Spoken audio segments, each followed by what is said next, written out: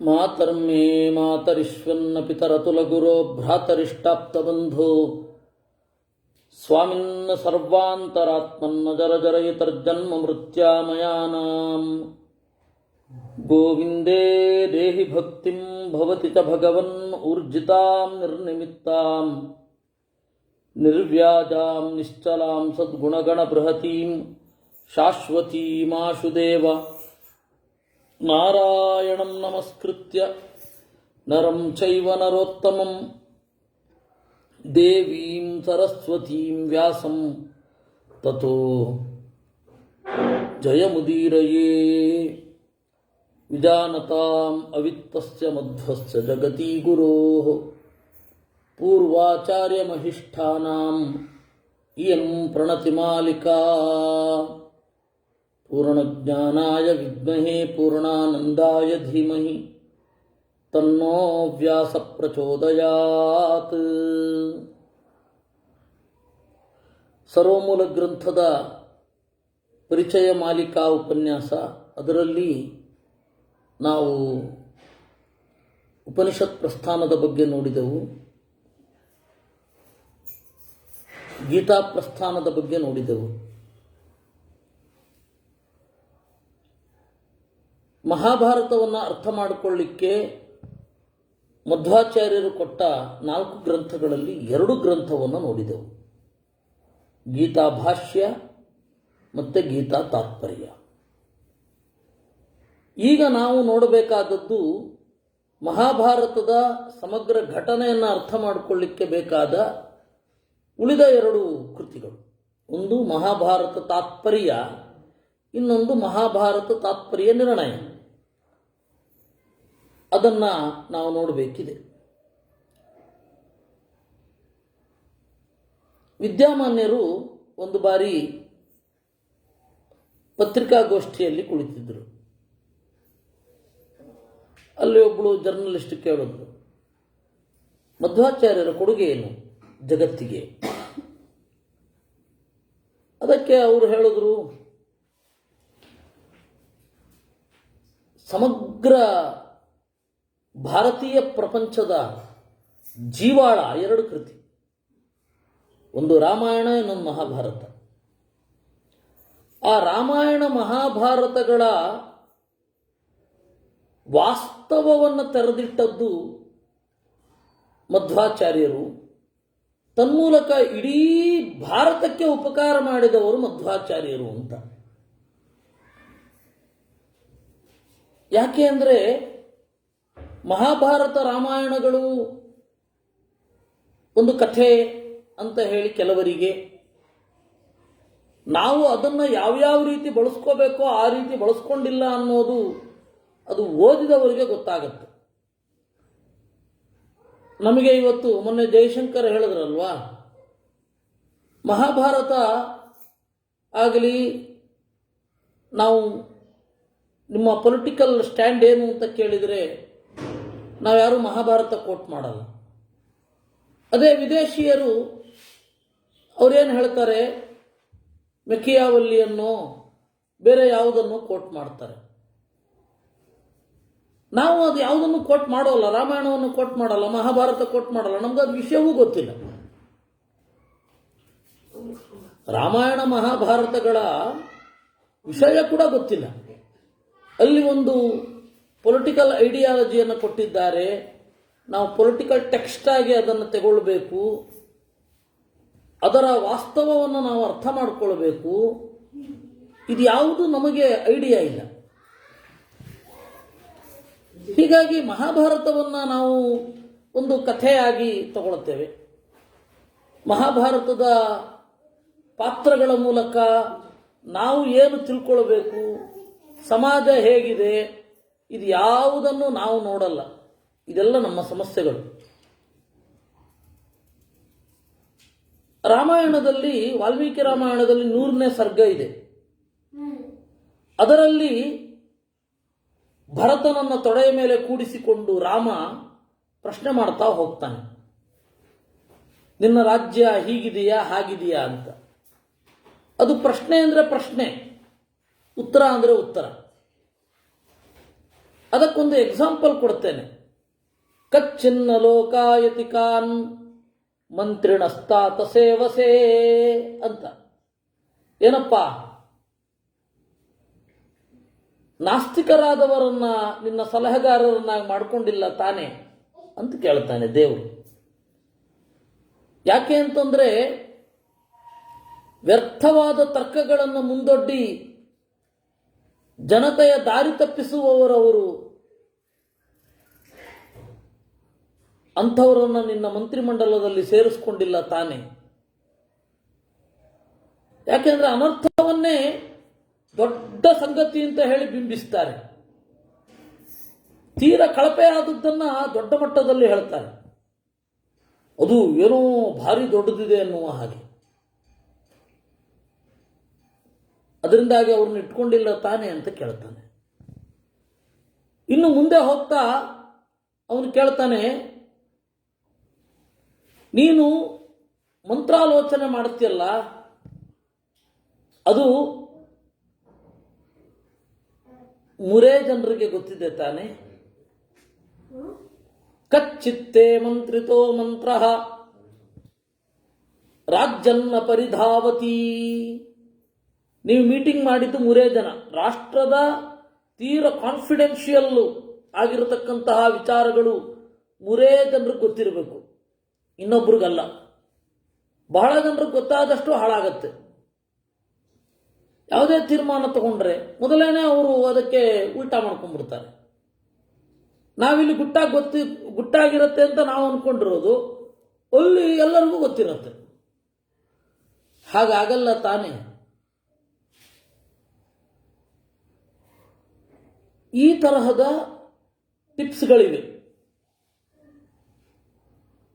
ಯಾವ ರೀತಿ ಮುಂದುವರಿಬೇಕು, ರಾಜ್ಯವನ್ನು ಹೇಗೆ ನಡೆಸಬೇಕು, ಕಾಡಿನ ಬಗ್ಗೆ ಯಾವ ಅಭಿಪ್ರಾಯ ಇರಬೇಕು, ನಾಡಿನ ಬಗ್ಗೆ ಯಾವ ಅಭಿಪ್ರಾಯ ಇರಬೇಕು, ಸೇನೆಯ ಬಗ್ಗೆ ಹೇಗಿರಬೇಕು, ಸೇನಾಪತಿಗಳ ಬಗ್ಗೆ ಹೇಗಿರಬೇಕು, ಸಂಬಳದ ಬಗ್ಗೆ ಏನು ನಿಲುವಿರಬೇಕು,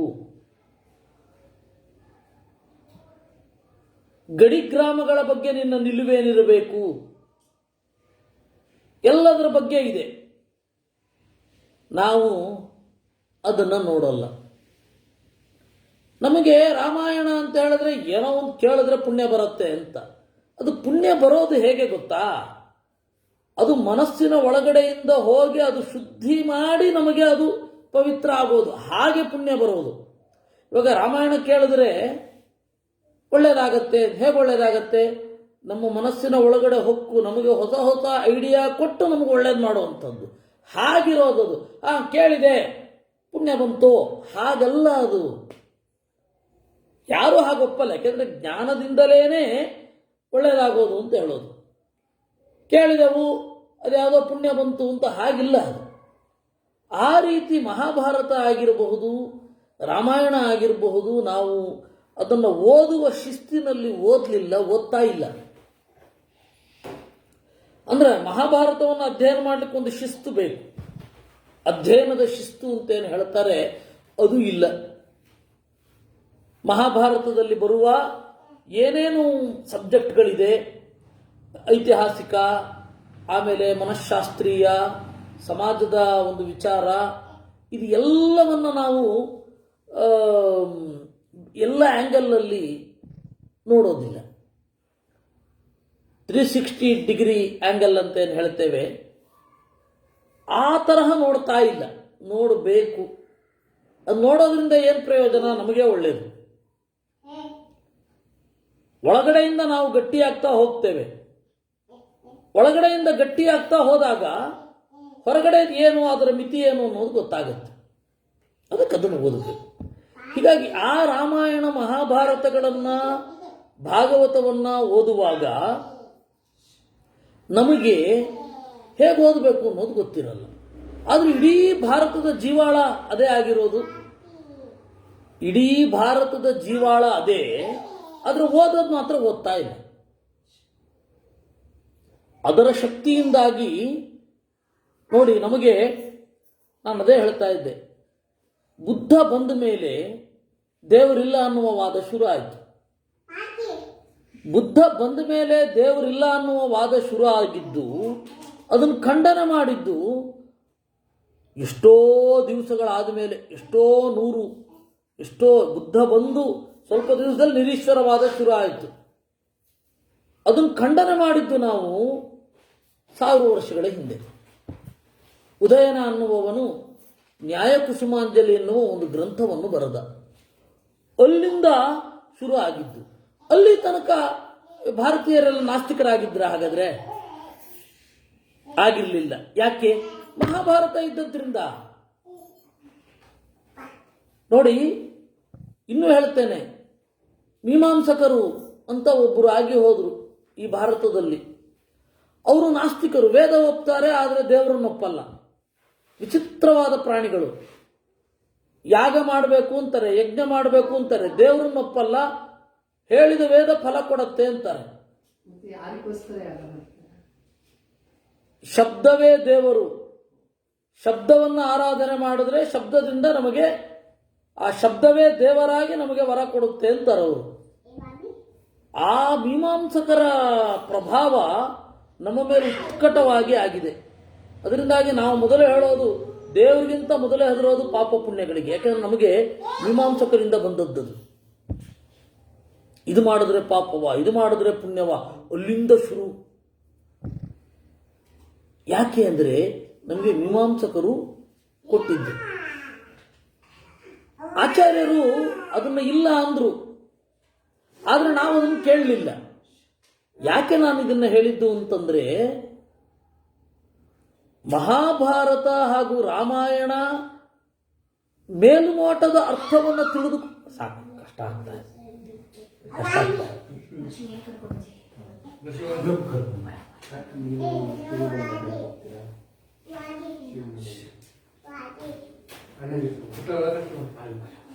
ರಾಮಾಯಣ ಮಹಾಭಾರತದ ಮೇಲುನೋಟದ ಓದಿನಿಂದಲೇ ನಮಗೆ ಈ ಪರಿಶಕ್ತಿ. ಇನ್ನು ಆಳವಾಗಿ ಇಳಿದಿದ್ರೆ ಈ ದೇಶ ಹೇಗಾಗ್ತಾ ಇತ್ತು. ಆದರೆ ಮಹಾಭಾರತವನ್ನು ಆಳವಾಗಿ ಓದಲಿಕ್ಕಿರುವ ಪ್ರಾಬ್ಲಮ್ ಏನು ಪ್ರಾಬ್ಲಮ್ಮು ಅಂದರೆ, ಭಾಗವತ ಒಂಥರ ಹೇಳುತ್ತೆ, ಮಹಾಭಾರತ ಒಂಥರ ಹೇಳುತ್ತೆ. ಒಂದೇ ಘಟನೆಯನ್ನು ಹೇಗೆ ಅರ್ಥ ಮಾಡ್ಕೊಳ್ಳೋದು? ಭಾಗವತವನ್ನು ಡಿಕೋಡ್ ಮಾಡೋದು ಹೇಗೆ? ಮಹಾಭಾರತವನ್ನು ಡಿಕೋಡ್ ಮಾಡೋದು ಹೇಗೆ? ಮಹಾಭಾರತ ರಾಮಾಯಣಗಳಲ್ಲಿ ಬರುವ ಪರಸ್ಪರ ವಿಸಂಗತಿಗಳನ್ನು ಕೂಡಿಸುವುದು ಹೇಗೆ? ಈ ಎಲ್ಲ ಸಂಗತಿಗಳ ಮೇಲೆ ಆಚಾರ್ಯರು ಗ್ರಂಥವನ್ನು ಬರೆದರು. ಹೇಗೆ ಅರ್ಥ ಮಾಡಿಕೊಳ್ಬೇಕು ಅಂತ ಒಂದು ಉದಾಹರಣೆ ಹೇಳ್ತೇನೆ. ಮಹಾಭಾರತದಲ್ಲಿ ಕುಂಭಕರ್ಣನನ್ನ ಲಕ್ಷ್ಮಣ ಕೊಂದ ಅಂತ ಉಂಟು. ಮಹಾಭಾರತದಲ್ಲಿ ವನಪರ್ವ ಒಂದು ಬರುತ್ತೆ. ಯುಧಿಷ್ಠಿರ ನಮ್ಮೆಲ್ಲರ ಪ್ರತಿನಿಧಿಯಾಗಿ ಮಾತನಾಡುತ್ತಾನೆ, ಜಗತ್ತಲ್ಲಿ ನನಗೊಬ್ಬನಿಗೇನೆ ಕಷ್ಟ ಇರೋದು ಅಂತ. ಅದಕ್ಕೆ ಮಾರ್ಕಂಡೇಯರು ಮತ್ತೆ ಜೊತೆಗಿದ್ದ ಋಷಿಗಳೆಲ್ಲ ಹೇಳ್ತಾರೆ, ಇಲ್ಲ, ನಿನಗೆ 4 ಜನ ಬಲಿಷ್ಠರಾದ ತಮ್ಮಂದಿರಿದ್ದಾರೆ, ಕೇಳಿದ ಕೂಡಲೇ ಹೋಗೋಡ್ಲಿಕ್ಕೆ ಕೃಷ್ಣ ಇದ್ದಾನೆ, ಕಾಡಿನಲ್ಲಿ ನಿನ್ನ ಜೊತೆಗೆ 1 ಲಕ್ಷದಷ್ಟು ಜನ ಇದ್ದಾರೆ, ನೀನು ಅಸಹಾಯಕ ಅಂತ್ಯ. ಅದೇ ರಾಮ ಅಂತ ಇದ್ದ, ಅವನಿಗೆ ಲಕ್ಷ್ಮಣ ಸೀತೆ ಇಬ್ಬರೇ ಇದ್ದದ್ದು, ಉಳಿದವರೆಲ್ಲ ಋಷಿಗಳು. ಅವರೆಲ್ಲರನ್ನ ಕಟ್ಟಿಕೊಂಡು ಈ ರಾಮ ಲಕ್ಷ್ಮಣನನ್ನ ಇಟ್ಟುಕೊಂಡು ಕಳೆದುಕೊಂಡ ಸೀತೆಯನ್ನು ಹುಡುಕೊಂಡು ಹೋಗ್ತಾನೆ ಅಂತ ಕಥೆ ಶುರು ಆಗುತ್ತೆ. ಕಥೆ ಶುರು ಆಗೋದೇ ಅಲ್ಲಿ ಹಾಗೆ. ಅದಾದ ಮೇಲೆ ಏನಾಗತ್ತೆ, ಅಲ್ಲಿ ಯುದ್ಧವನ್ನ ಹೇಳ್ತಾ ಕುಂಭಕರ್ಣ ಸತ್ತಿದ್ದು ಲಕ್ಷ್ಮಣನಿಂದ ಅಂತ ಬರುತ್ತೆ. ವಾಲ್ಮೀಕಿ ರಾಮಾಯಣದಲ್ಲಿ, ಭಾಗವತದಲ್ಲಿರುವ ಪುರಾಣಗಳಲ್ಲಿ, ವನಪರ್ವದಲ್ಲಿಯೇ ಹನುಮಂತ ಇವನಿಗೆ ಸಿಗ್ತಾನಲ್ಲ ಭೀಮಸೇನಿಗೆ, ಆಗೊಂದು ರಾಮಾಯಣ ಹೇಳ್ತಾನೆ. ಹನುಮಂತನ ಬಾಯಲ್ಲಿ ಬರುವ ರಾಮಾಯಣ ನಾನು ಹೇಗೆ ಅಲ್ಲಿ ಭಾಗವಹಿಸಿದೆ ಅಂತ. ಅಲ್ಲಿ ಕುಂಭಕರ್ಣನನ್ನ ರಾಮ ಕೊಲ್ತಾನೆ. ಅದು ಹಿಂಗದು. ಅದಕ್ಕೆ ಮಧ್ವಾಚಾರ್ಯರು ಹೇಳಿದ್ರು, ಬೃಹತ್ತನ ಕುಂಭವದೇವ ಕರ್ಣವು ಅಸ್ಯೇಚ್ಯತೋ ನಾಮ ಚ ಕುಂಭಕರ್ಣ ಅಂತ. ಅತಿಕಾಯನಿಗೆ ಕುಂಭಕರ್ಣ ಅಂತ ಹೆಸರಿತ್ತು. ಯಾಕೆ ಗೊತ್ತಾ? ಮಡಕೆಯ ಹಿಡಿಯ ತರಹ ಕಿವಿ ಇತ್ತು, ಆದ್ದರಿಂದಾಗಿ ಅವನಿಗೆ ಕುಂಭಕರ್ಣ ಅಂತ ಹೆಸರು. ಪ್ರೀತಿಯಿಂದ ಅವನು ಕುಂಭಕರ್ಣ, ಇವನು ಕುಂಭಕರ್ಣ. ಆಗ ಕುಂಭಕರ್ಣನನ್ನ ಕೊಂದದ್ದು ಲಕ್ಷ್ಮಣನೂ ಹೌದು, ರಾಮನೂ ಹೌದು. ಯಾಕೆ? ಅತಿಕಾಯನನ್ನ ಕೊಂದದ್ದು ಲಕ್ಷ್ಮಣ, ಅವನಿಗೂ ಕುಂಭಕರ್ಣ ಅಂತ ಹೆಸರಿತ್ತು. ರಾಮ ರಾವಣನ ತಮ್ಮ ಕುಂಭಕರ್ಣನನ್ನ ಕೊಂದದ್ದು. ಹೀಗಾಗಿ ವಿರೋಧ ಇಲ್ಲ. ಹೀಗೆ ಐತಿಹಾಸಿಕವಾದ ನೆಲೆ ನೀವಿನ್ನೂ ಸೂಕ್ಷ್ಮವಾಗಿ ಗಮನಿಸಿಕೊಂಡು ಹೋಗ್ತಾ ಇದ್ರೆ, ಯಾರಾದರೂ ಸತ್ರೆ ಪಾಂಚಾಲ ದೇಶದವರು ದ್ರೌಪದಿಗೆ ಎಫೆಕ್ಟೇ ಆಗಲ್ಲ, ಮನಸ್ಸಿಗೆ ನಿರ್ಲಿಪ್ತವಾಗಿರ್ತಾಳೆ. ಅದು ಹೇಗೆ ಅಷ್ಟು ಡಿಟ್ಯಾಚ್ಡ್ ಆಗಿ ಇರಬಲ್ಲಳು? ಆರಾಮವಾಗಿರ್ತಾಳೆ. ಅವಳ ವರ್ತನೆಯಲ್ಲಿ ತವರು ಮನೆಯ ಪ್ರೀತಿಯೇ ಕಾಣೋದಿಲ್ಲ. ಅಥವಾ ನೀವು ರಾಜಕೀಯ ಪರಿಸ್ಥಿತಿಯಲ್ಲಿ ಹೇಳೋದಾದ್ರೆ ಪೇಟ್ರಿಯಾಟಿಕ್ ಆಗಿ ಇರೋಲ್ಲ. ಯಾಕೆ ಹೀಗೆ? ಅವಳು ಹುಟ್ಟು ಕಾರಣ ಅಂತಾರೆ ಆಚಾರ್ಯರು. ತಾಯಿಯ ಹೊಟ್ಟೆಯಿಂದ ಹುಟ್ಟಿದ್ರೆ ಈ ಮಣ್ಣನ್ನ ಇಲ್ಲಿಂದ ಪಡೆದು ಬಂದವಳು. ದೇಹ ಫಾರ್ಮ್ ಆಗಿದ್ದೇ ಹೀಗೆ. ಸಹಜವಾದ ಪ್ರೀತಿ ಇರುತ್ತೆ ಪ್ರತಿಯೊಬ್ಬನಿಗೂ. ನನ್ನ ದೇಶ, ಯಾಕೆಂದ್ರೆ ಈ ದೇಶದ ಮಣ್ಣು ಈ ಶರೀರದಲ್ಲಿದೆ ಅಂತ. ಅವಳಿಗೆ ಹಾಗಲ್ವಲ್ಲ, ಬೆಂಕಿಯ ಮಗಳು, ಅವಳಿಗೆ ಯಾಕದು ಬರಬೇಕು? ಅದನ್ನ ಆಚಾರ್ಯರು ಹೇಳ್ತಾರೆ. ಅವ್ರು ಹೇಳೋದು ಮನುಷ್ಯ ಪುತ್ರತಾಯಾಶ್ಚ ಭಾವೋ ಮಾನುಷ ಏತಯೋಹೋ ಅಭೂತ್ ನಾತಿತರಾಮಾಸೀತ್ ಅಂತ. ಇನ್ನು ದ್ರೌಪದಿ ಏನಿದ್ದಾಳೆ, 5 ಜನರನ್ನ ಮದುವೆ ಆದಳು. ದ್ರೌಪದಿ ಮೊದಲಲ್ಲ 5 ಜನರನ್ನ ಮದುವೆ ಆಗಿದ್ದು. ಮೊದಲೊಬ್ಳು ಭಾಗವತದಲ್ಲಿ ಬರ್ತಾಳೆ. 10 ಜನ ಪ್ರಾಚೇತಸರನ್ನ ಒಬ್ಬಳೇ ಮದುವೆ ಆಗಿದ್ಲು. ಪ್ರಾಚೇತಸರು ಅಂತ 10 ಜನ ಇದ್ರು. ಅವರು ಒಬ್ಬಳನ್ನು ಮದುವೆ ಆದರು. ಒಬ್ಬಳು ಅವರಲ್ಲಿ ಹುಟ್ಟಿದವನೇ ದಶಪ್ರಚೇತಸರಿಗೆ ದಕ್ಷ. ಅಶ್ವಿದೇವತೆಗಳಿಬ್ಬರು, ಹೆಂಡತಿ ಒಬ್ಬಳೆ ಉಷಾ. ದ್ರೌಪದಿ ಒಬ್ಬಳೇ ಏನು ಮದುವೆ ಆಗಲಿಲ್ಲ. ನಿಯತ ದಾಂಪತ್ಯ ಅನ್ನೋದು ಇದೆಯಾ ಇಲ್ವಾ ಅನ್ನೋದಷ್ಟೇ ಮುಖ್ಯ.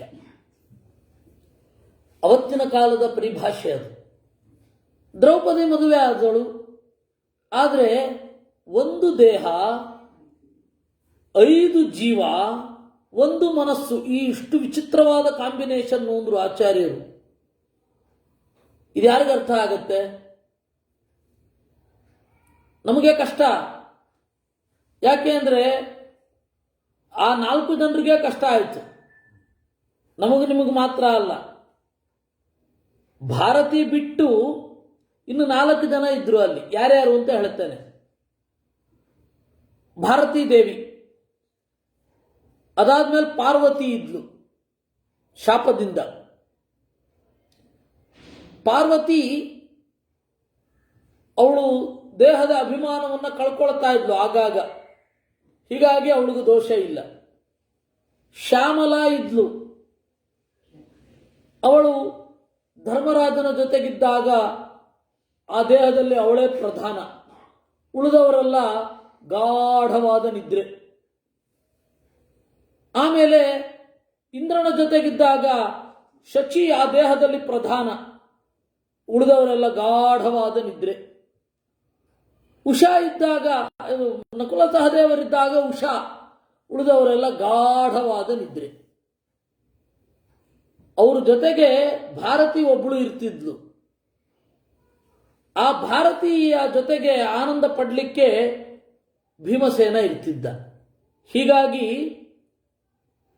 ಒಂದು ಶರೀರ 5 ಜನರನ್ನ ಒಳಗೊಂಡಿದೆ. ಒಬ್ಬಳು ಕಾಮನ್. ಯಾರಾದರೂ ಒಬ್ಬರು ದಾಂಪತ್ಯದಲ್ಲಿ ಇಬ್ರು ಇರ್ತಿದ್ರು. ಆ ದೇಹದಲ್ಲಿ ಇಬ್ರು, ದ್ರೌಪದಿಯ ದೇಹದಲ್ಲಿ ಇಬ್ರು, ಉಳಿದ 3 ಜನ ಗಾಢವಾದ ನಿದ್ರೆ. ಇಬ್ರು ಇರ್ತಿದ್ರ.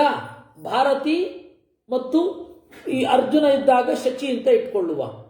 ಅರ್ಜುನನ ಒಳಗಡೆ ಮುಖ್ಯ ಪ್ರಾಣ ಇರ್ತಿದ್ದ. ಯಾಕೆ ಅಂದ್ರೆ ಭಾರತಿಗೆ ಬೇರೆಯವರ ಜೊತೆ ಸಂಪರ್ಕ ಇಲ್ಲ. 2 ಶರೀರ ಕೂಡಿದಾಗ ಅದ್ರ ಒಳಗಡೆ 4 ಜೀವಗಳ ಬೆಸುಗೆ ಇರ್ತಿತ್ತು. ನಿಮಗೆ ಹೇಳಿದ್ರೆ ನನಗೆ ಕಷ್ಟ ಆಗತ್ತೆ ಅಂತ ಯಾರು ನಂದಲ್ಲ, ಮಾತು ಮಧ್ವಾಚಾರ್ಯದ್ದು. ಅಸ್ಯೇತ್ಯತಃ ಮನುಷ್ಯ ಭುಕ್ತಿ ಅತೋನ್ಯ ರೂಪ. ಮಾನುಷ್ಯ ಭುಕ್ತಿ, ಮನುಷ್ಯರ ಭೋಗವೇ ಬೇರೆ, ಸುರರ ಭೋಗವೇ ಬೇರೆ. ಇಷ್ಟೇ ನನಗೆ ಹೇಳಲಿಕ್ಕಾಗೋದು ಅಂತಾರೆ ಒಂದು ಹಂತದಲ್ಲಿ. ಎಚ್ಚರ ಕನಸುಗಳ ವಿಚಿತ್ರವಾದ ಕಾಂಬಿನೇಷನ್ ಆ ಶರೀರದಲ್ಲಿರೋದು. ನಮಗೆ ಆಚಾರ್ಯರ ತಾತ್ಪರ್ಯ ಇಲ್ಲದೆ ಹೋದರೆ ದ್ರೌಪದಿಯನ್ನು ಹೇಗೆ ನಾವು ಚಿಂತನೆ ಮಾಡಬೇಕು? ಅಣ್ಣ ತಮ್ಮಂದಿರು ಜಗಳ ಆಡಬಾರದು ಅಂತ 5 ಜನರನ್ನ ಒಟ್ಟಿಗೆ ಮದುವೆ ಆಗಲಿಕ್ಕೆ ಕುಂತಿ ಒಪ್ಪಿಸಿದಳು ಅಂತ ಬರೆದು ಬಿಡ್ತಾರೆ ಎಲ್ಲ. ಅಣ್ಣ ತಮ್ಮಂದಿರು ಒಟ್ಟಿಗೆ ಆಗಿರ್ಲಿಕ್ಕೆ ಒಬ್ಬಳೇ ಹೆಂಡತಿ ಇರಬೇಕಾ? ಇದು ದೇವತಾ ಪಾತ್ರವನ್ನು ನಮ್ಮ ಲೆವೆಲ್ ಇಳಿಸ್ಕೊಂಡ್ಬಿಡೋದು. ನಾವು ಆ ಲೆವೆಲ್ಲಿನ ಚಿಂತನೆ ಬಳಸ್ಕೊಳ್ಳೋ ಬದಲು ಅವ್ರನ್ನೇ ನಮ್ಮ ಲೆವೆಲ್ಗೆ ಇಳಿಸ್ಕೊಂಡ್ಬಿಡೋದು. ಇದು ಎಂಥ ದುರಂತ! ಹೀಗೆ ಮಾಡಬೇಡಿ ಎಂದ್ರು ಆಚಾರ್ಯರು.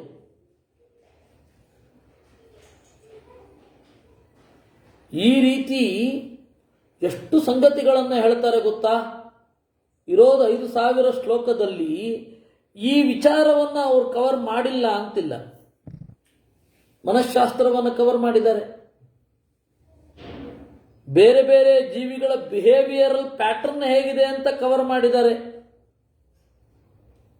ರಾಜಕೀಯಕವಾದ ಸಮಸ್ಯೆಗಳನ್ನು ಮುಂದೊಡ್ಡುತ್ತಾರೆ. ಎಲ್ಲದರ ಬಗ್ಗೆ ಹೇಳ್ತಾರೆ. ಅಗಾಧವಾದ ಕಾಲದ ನಡೆಯನ್ನು ಕುರಿತು ಹೇಳ್ತಾರೆ. ಬುದ್ಧನ ಬಗ್ಗೆನೂ ಅವರೇ ಹೇಳೋದು. ಬುದ್ಧ ಯಾರು? ಒಬ್ಬನೇ ಬುದ್ಧ, ಇಬ್ಬರಿಲ್ಲ. ಅಲ್ಲ, ಕೆಲವರೆಲ್ಲ ಹೇಳ್ತಾ ಇದ್ದಾರಲ್ಲ ಇಬ್ಬರಿದ್ದಾರೆ ಅಂತ. ಅವ್ರು ಹೇಳ್ತಾ ಇರೋದು ಅಶ್ವಘೋಷನ ಮಾತನ್ನ ಸತ್ಯ ಅಂತ ತಗೊಂಡು. ಅಶ್ವಘೋಷ ಬುದ್ಧ ಚರಿತೆ ಬರೆದಿದ್ದಾನೆ. ಬುದ್ಧ ಹೋದ ಮೇಲೆ 1000 ವರ್ಷ ಆದ್ಮೇಲೆ ಅವನು ಬರೆದಿದ್ದು. ಅವನ ಮಾತನ್ನು ನಾವ್ಯಾಕೆ ಒಪ್ಪಬೇಕು? ಪುರಾಣದ ಮಾತನ್ನ ಒಪ್ಪಬೇಕು. ಎಲ್ಲ ಜಾತಕ ಕಥೆಗಳಿವೆ, ಅದು ಬುದ್ಧನ ಕಾಲದ್ದಲ್ಲ. ಜಾತಕ ಕಥೆಗಳು ಬುದ್ಧನ ಕಾಲದ್ದಲ್ಲ. ಅದಾಗಿ 160 ವರ್ಷ ಆದಮೇಲೆ ರಚನೆ ಆದವುಗಳು. ಆ ಜಾತಕ ಕಥೆಗಳೇ ಹೇಳ್ತವೆ. ನಾವ್ಯಾಕೆ ಪುರಾಣಗಳಿಗೆ ಸರಿಸಮವಾಗಿ ನೋಡ್ಬೇಕದನ್ನ? ಅದಕ್ಕೆ ಇಬ್ರು ಬುದ್ಧ ಅಂತ ಶುರು ಮಾಡಿದ್ರೆ ಅಲ್ಲ. ಇಬ್ರು ಬುದ್ಧ ಇಲ್ಲ, ಒಬ್ಬನೇ ಬುದ್ಧ. ಕ್ಷೇತ್ರೇ ಗಯಾಖ್ಯೆ ಅಂದ್ರು ಆಚಾರ್ಯರು. ಗಯಾ ಕ್ಷೇತ್ರದಲ್ಲಿ ಶುದ್ಧೋದನೇತ್ಯೇವ ಜಿನೇತಿ ಚೋಕ್ತಃ. ಅವನೇ ಶುದ್ಧೋದನ, ಅವನನ್ನೇ ಜಿನ ಅಂತ ಕೂಡ ಕರಿತಾ ಇದ್ರು. ಆ ಶುದ್ಧೋದನನ ಮಗ ಇವನು. ಅವನು ಆಡಿದ್ದು 4 ಮಾತು, ತಿಳಿದುಕೊಂಡದ್ದು ಇವರು ತಪ್ಪು ಅಂದ್ರು. ಬುದ್ಧ ಏನು ಹೇಳಿದ್ದು? ಕ್ಷಣಿಕಂ ಕ್ಷಣಿಕಂ ಅಂದ. ಇವರೇನು ಅನ್ಕೊಂಡ್ರು? ಕ್ಷಣದಲ್ಲಿ ಮಾತ್ರ ಇರುತ್ತೆ, ಎಲ್ಲ ನಾಶ ಆಗೋಗತ್ತೆ ಅಂದ್ರು. ಆದರೆ ದೇವರು ಅವತಾರವನ್ನು ಮುಗಿಸಿ ಹೋದಾಗ ದೇವತೆಗಳೆಲ್ಲ ಕೇಳಿದ್ರು, ಏನ್ ದೇವರೇ ನೀನೇ ಈ ರೀತಿ ಹೇಳಿದ್ರೆ ಗತಿಯೇನು? ಅದಕ್ಕೆ ಅವ್ರು ಹೇಳಿದ್ರು, ನೋಡಪ್ಪ, ನಾನು ಕರೆಕ್ಟಾಗಿ ಹೇಳಿದ್ದು, ಅವ್ರು ತಪ್ಪಾಗಿ ತಿಳ್ಕೊಂಡಿದ್ದು. ಏನು? ಕ್ಷಣ ಕ್ಷಣದಲ್ಲೂ ಇರುತ್ತೆ ಅಂತ ನಾನು ಹೇಳಿದ್ದು, ಕ್ಷಣದಲ್ಲಿ ಮಾತ್ರ ಇರುತ್ತೆ ಅಂತ ಅವ್ರು ಅಂದಿದ್ದು. ನಾನು ಹೇಳಿದೆ ದುಃಖಂ ದುಃಖಂ ಅಂತ, ಜಗತ್ತೆಲ್ಲವೂ ದುಃಖ ಅಂತ ಹೇಳಿಲ್ಲ. ಜಗತ್ತಿನಲ್ಲಿ ಸುಖ ಇಲ್ವಾ? ಇದೆ, ಜೊತೆಗೆ ದುಃಖವೂ ಇದೆ. ಈ ಸುಖವನ್ನ ಪಡೀಲಿಕ್ಕೆ ಬಯಸ್ತೇವೆ, ದುಃಖವನ್ನು ದೂರ ಮಾಡ್ಕೊಳ್ಳಿಕ್ಕೆ ಬಯಸ್ತೇವೆ. ಅದರಿಂದಾಗಿ ಜಗತ್ತು ಸುಖ ದುಃಖ ಮಿಶ್ರಣ ಅಂತ ಹೇಳ್ತಾ ಇರೋದೇ ವಿನಃ ಸುಖವೇ ಇಲ್ಲ ಅಂತ ಹೇಳೋದೇ ಇಲ್ಲ. ದುಃಖಂ ದುಃಖಂ ಅಂತ ನಾನು ಹೇಳಿದ್ದದನ್ನ, ದುಃಖಂ ಅಂತಂದ್ರೆ ದುಹು ಅಂದ್ರೇನೆ ದುಃಖ, ಖಂ ಅಂದ್ರೆ ಸುಖ, ಎರಡರ ಮಿಶ್ರಣ ಇದೆ ದುಃಖಂ. ಶೂನ್ಯಂ ಶೂನ್ಯಂ ಅಂದೆ, ಹೌದು. ಈ ಜಗತ್ತು ಶೂ ಅಂದ್ರೆ ಸುಖ, ಶೂ ಊನ, ದುಃಖದಿಂದ ಊನವಾಗಿದೆ, ಆನಂದದಿಂದ ಊನವಾಗಿದೆ. ಮತ್ತೆ ಎಂ ದೇವರಿಂದ ನಿಯಂತ್ರಿಸಲ್ಪಟ್ಟಿದೆ. ಶೂನ್ಯ ಅಂತ ಹೇಳಿದ್ದು ನಾನು ಹಾಗೆ. ಸ್ವಲಕ್ಷಣಂ ಸ್ವಲಕ್ಷಣಂ, ಪ್ರತಿಯೊಂದು ವಸ್ತುವಿಗೂ ಅದರದ್ದೇ ಆದ ಸ್ವಭಾವ ಇದೆ ಅಂತ ನಾನು ಹೇಳಿದ್ದು. ತಿಳಿದುಕೊಂಡದ್ದೇನವರು? ಯಾವ ವಸ್ತುವಿಗೂ ಯಾವ ಸ್ವಭಾವವೂ ಇಲ್ಲ ಅಂದ್ಬಿಟ್ರವರು. ಈ ರೀತಿ ನಾನು ಹೇಳಿದ್ದು ಬೇರೆ, ಅವರು ತಿಳಿದುಕೊಂಡದ್ದು ಬೇರೆ. ಪ್ರಶಾಂತ ವಿದ್ಯೇತಿ ಅಭಿಧಾಪಿ ಅಸ್ಯಾಹ ಯಾಮಾಸ್ಥಿತಾನಾಂ ಅಚಿರಾಯಣ ಮುಕ್ತಿ. ಪ್ರಶಾಂತ ವಿದ್ಯೆ ಅಂತ ಇದನ್ನು ಕರೀತಾರೆ. ಇದನ್ನ ಅವಲಂಬಿಸಿದವರಿಗೆ ಬೇಗ ಮುಕ್ತಿ ಅಂತಾನೆ ದೇವರು. ಈ ರೀತಿ ಬುದ್ಧನನ್ನು, ಅದಕ್ಕೆ ಈ ಬುದ್ಧನ ಮೇಲುನೋಟದ ಮಾತು ಅರ್ಥ ಆಗದೆ ಕೆಲವರೆಲ್ಲ ಇಲ್ಲ ಬುದ್ಧ ದೇವರ ಅವತಾರ ಅಲ್ಲ ಅಂದ್ಬಿಟ್ರು. 10 ಅವತಾರಗಳಲ್ಲಿ ಒಂದು ಬುದ್ಧನನ್ನು ಸೇರಿಸೋದಿಲ್ಲ. ಆದರೆ ಭಾಗವತಾದಿಗಳೆಲ್ಲ ಹೇಳಿದೆ, ಬುದ್ಧೋ ನಾಮ್ನಾ ದಿನತುತಃ ಕೀಕಟೇತು ಭವಿಷ್ಯತಿ ಅಂತ. ಬುದ್ಧ ಎನ್ನುವವನು ಜಿನನ ಮಗ, ಕೀಕಟದಲ್ಲಿ ಅವತರಿಸುತ್ತಾನೆ. ಕೀಕಟ ಅಂದ್ರೆ ಬಿಹಾರ. ಬಿಹಾರ ಅಂತ ಹೇಳಿ ಅದರ ಹೆಸರಿರಲಿಲ್ಲ, ಮಗಧ. ಎಷ್ಟು ಬೌದ್ಧರು ಬಂದ್ರು ಅಲ್ಲಿ ಅಂತಂದ್ರೆ ಬೌದ್ಧರ ಮಠವನ್ನು ವಿಹಾರ ಅಂತ ಕರೀತಾರೆ. ಇಡೀ ಮಗಧದ ತುಂಬ ವಿಹಾರಗಳೇ ಇತ್ತು. ಆದ್ದರಿಂದ ರಾಜ್ಯದ ಹೆಸರೇ ಬದಲಾಗಿ ಹೋಯಿತು, ಬಿಹಾರ ಅಂತ. ವಕಾರಕ್ಕೆ ಬಕಾರ ಹೇಳ್ತಾರಲ್ಲ ಅವರು, ಹಾಗೆ. ಅದರಿಂದಾಗಿ ಆಚಾರ್ಯರು ತಾತ್ಪರ್ಯ ನಿರ್ಣಯದ ಮೂಲಕ ಇಡೀ ಭಾರತದ ಆತ್ಮವನ್ನ ಪರಿಚಯ ಮಾಡಿಕೊಳ್ಳುವ ಹಾಗೆ ನಮಗೆ ಕೊಟ್ಟರು. ಭಾರತದ ಅಸ್ಮಿತೆ ಯಾವುದು? ರಾಮಾಯಣ ಮತ್ತು ಮಹಾಭಾರತ. ಇದನ್ನು ಹೇಗೆ ಅರ್ಥೈಸಿಕೊಳ್ಳಬೇಕು, ಇದನ್ನು ಹೇಗೆ ಚಿಂತಿಸಬೇಕು ಅಂತ ಕೊಟ್ಟಿದ್ದು.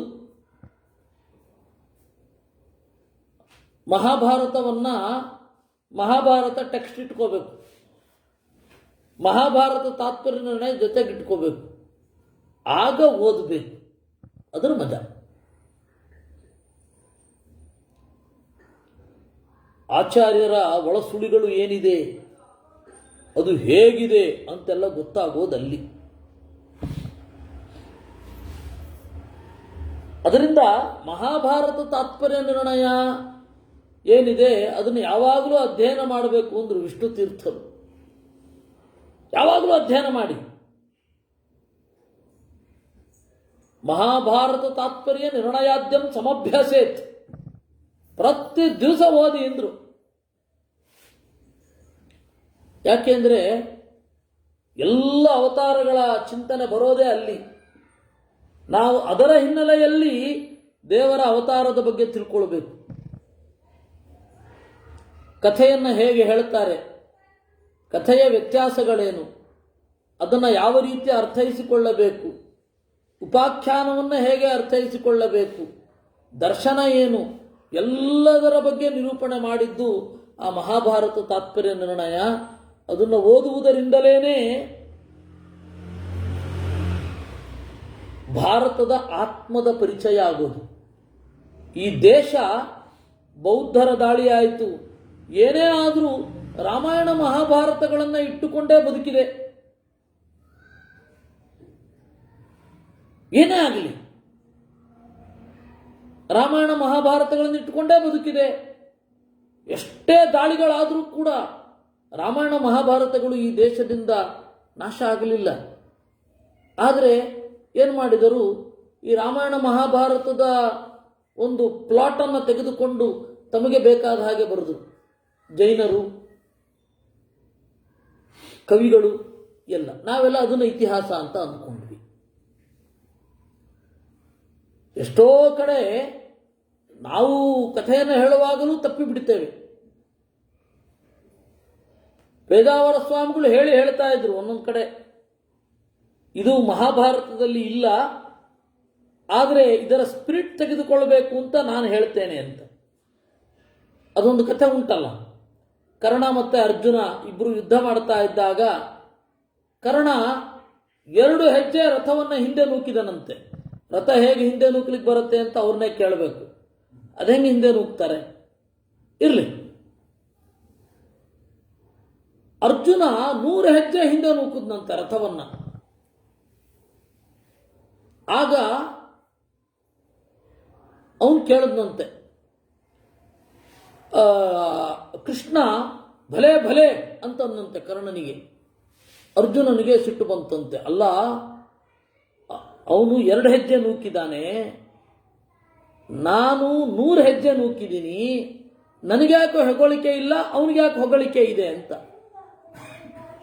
ಅದಕ್ಕೆ ಕೃಷ್ಣ ಹೇಳಿದಂತೆ, ಜಗದೊಡೆಯನಾದ ನಾನಿದ್ದೇನೆ, ಮೇಲ್ಗಡೆ ಮುಖ್ಯಪ್ರಾಣ ಇದ್ದಾನೆ, ನಿನ್ನ ಬಿಲ್ಲು ಗಾಂಡಿವ, ಇಷ್ಟೆಲ್ಲ ಸಾಮಗ್ರಿಗಳಿದೆ, ಇಷ್ಟೆಲ್ಲ ಸಲಕರಣೆಗಳಿದೆ, ಈ ತರಹದ ಇಡೀ ಜಗತ್ತಿಗಿಂತ ಭಾರವಾದ ನಿನ್ನ ರಥವನ್ನು 2 ಹೆಜ್ಜೆ ನೂಕಿದ್ದೇ ದೊಡ್ಡ ಸಾಧನೆ, ನೀನು ಅವನನ್ನ 100 ಹೆಜ್ಜೆ ಅಲ್ಲ 200 ಹೆಜ್ಜೆ ನೂಕಿದ್ರೂ ದೊಡ್ಡ ಸಾಧನೆ ಅಲ್ಲ ಅಂತ ಹೇಳಿದ. ಇದು ಕಟ್ಟುಕತೆ. ಇದನ್ನು ಹೇಳಿ ಪೇಜಾವರ ಸ್ವಾಮಿಗಳು, ಇದು ಇಲ್ಲ, ಆದರೆ ನಾನು ಹೇಳ್ತಾ ಇದ್ದೀನಿ ಯಾಕೆ ಅಂದರೆ ಎಫರ್ಟ್ ಅನ್ನೋದು ಇಂಪಾರ್ಟೆಂಟ್ ಅಂತ ಹೇಳಿ ಹೇಳ್ತಾ ಇದ್ದೀನಿ ಅನ್ನೋದು. ಆದರೆ ಅದು ಎಷ್ಟು ಜನರಿಗೆ ತಲುಪ್ತೋ ಗೊತ್ತೇ ಇಲ್ಲ. ಈ ತರಹದ್ದೇ ಇಲ್ಲದ ಕಥೆಗಳು ಅದು ಇಡೀ ಟೋಟಲಿ ಅದಕ್ಕೆ ವಿರುದ್ಧ. ಇಡೀ ರಾಮಾಯಣ ಮಹಾಭಾರತದ ಆತ್ಮಕ್ಕೇನೆ ವಿರುದ್ಧ. ಅದೇ ಈ ಅಗುಳಿನ ಕಥೆ ಬರುತ್ತಲ್ಲ, ಅದು ಎಂಥ ಬಾಲಿಶವಾದ ಕಥೆ. ಅದು ಯಾರು ದ್ರೌಪದಿ ಆ ಪಾತ್ರೆಯೇ ಸರಿಯಾಗಿ ತಿಕ್ಕಲಿಲ್ಲ ಅಂತ, ತಿಕ್ಕೋದಲ್ವೇ ಅಲ್ಲ ಅದು ಫಸ್ಟ್ ಆಫ್ ಆಲ್. ಇರಲಿ, ಅಕ್ಷಯ ಪಾತ್ರೆ ಇದೆ, ಆದರೆ ಈ ಕಥೆ ಇಲ್ಲ. ಎಲ್ಲ ರೀತಿಯಿಂದ ಆಚಾರ್ಯರ ತಾತ್ಪರ್ಯ ನಿರ್ಣಯಕ್ಕೆ ವಿರುದ್ಧವಾದದ್ದು ಮಹಾಭಾರತದಲ್ಲಿಲ್ಲ, ಎಲ್ಲಿಯೂ ಇಲ್ಲ. ಆದರೆ ಜನರ ಮನಸ್ಸಿನಲ್ಲಿ ಕೂತ್ಬಿಟ್ಟಿದೆ. ಇವಾಗ ನಾವು ಹೇಳಲಿಕ್ಕೆ ಹೋದ್ರೆ ನಮ್ಮನ್ನೇ ರೋಮ ರೋಮಕ್ಕೆ ಕೋಟಿ ಲಿಂಗವು ಧರಿಸಿದ ಭೀಮನ ನೆನೆದರೆ ಹಾರಿ ಹೋಗುವುದೇ ಪಾಪ ಅಂತ ಒಂದು ಹಾಡಿದೆ. ಅದು ಇಲ್ಲ ಮಹಾಭಾರತದಲ್ಲಿ. ಹಾಗಾದ್ರೆ ಪುರಂದರದಾಸರು ಯಾಕೆ ಮಾಡಿದ್ದು? ಪ್ರಚಲಿತವಾದ ಸಂಗತಿಯನ್ನ ನೀವು ಇಟ್ಟುಕೊಂಡು ಭಕ್ತಿಯನ್ನು ಉಳಿಸ್ಕೊಳ್ಳೋದಾದ್ರೆ ಉಳಿಸ್ಕೊಳ್ಳಿ. ಯಾಕೆಂದ್ರೆ ಅವಾಗ ಅವರಿದ್ದ ಕಾಲ ಹೇಗಿತ್ತು? ಅಂಜಿಕಿನ್ಯಾತಕಯ್ಯ ಅಂತ ಹಾಡಬೇಕವರು. ಯಾಕೆ ಅಂದರೆ ಎಲ್ಲ ಪರಕೀಯರ ದಾಳಿಯಿಂದ ನೊಂದಿದ್ದಾರೆ. ಮುಸಲ್ಮಾನರ ದಾಳಿಯಿಂದ ನೊಂದವರನ್ನ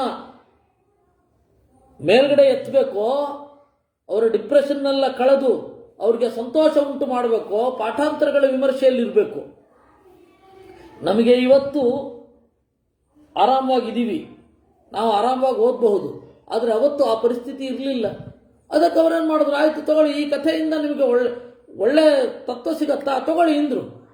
ಇಲ್ಲ ಪುರಂದರದಾಸರು ಹೇಳಿದ್ದಾರೆ ಅದರಿಂದಾಗಿ ನಾವಿದೆ ಅಂತ ವಾದ ಮಾಡಿದ್ರೆ, ಮಧ್ವಾಚಾರ್ಯರು ಹೇಳಲಿಲ್ಲ, ಯಾವ ರಾಮಾಯಣದಲ್ಲೂ ಇಲ್ಲ, ಯಾವ ಮಹಾಭಾರತದಲ್ಲೂ ಇಲ್ಲ. ಒಪ್ತೀರಾ ಬಿಡ್ತೀರಾ? ಒಪ್ತೀವಿ, ಯಾಕಂದ್ರೆ ನಮಗೆ ವ್ಯಾಸರಿಗಿಂತ ಪುರಂದರದಾಸರು ಶ್ರೇಷ್ಠ ಅಂದ್ರೆ ಒಪ್ಕೊಳ್ಳಿ. ಹೀಗಾಗಿ ಆಚಾರ್ಯರ ದೃಷ್ಟಿಯಲ್ಲಿ, ಆಚಾರ್ಯರ ಮಾರ್ಗದರ್ಶನದಲ್ಲಿ ನಾವು ಮಹಾಭಾರತವನ್ನು ಅವಗಾಹಿಸಬೇಕು. ಆಚಾರ್ಯರ ದೃಷ್ಟಿಯಲ್ಲಿ ರಾಮಾಯಣವೆಂಬ ಮಹಾಸರಸ್ಸನ್ನು ನಾವು ಅವಗಾಹಿಸಬೇಕು, ಬೇರೆ ಅಲ್ಲ.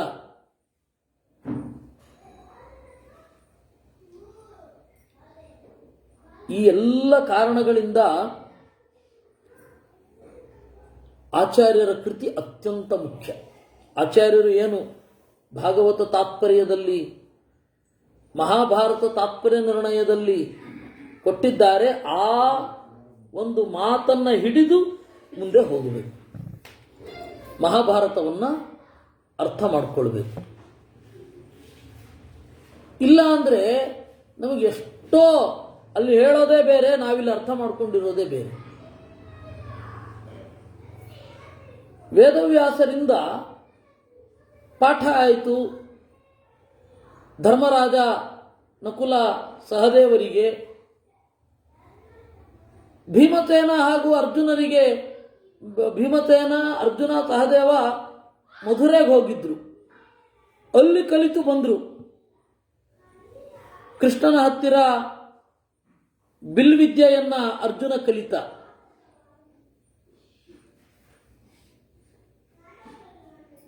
ಮತ್ತೆ ತತ್ವಶಾಸ್ತ್ರವನ್ನ, ಬಲರಾಮನ ಹತ್ತಿರ ಗದಾಯುದ್ಧವನ್ನು ಕಲಿತ.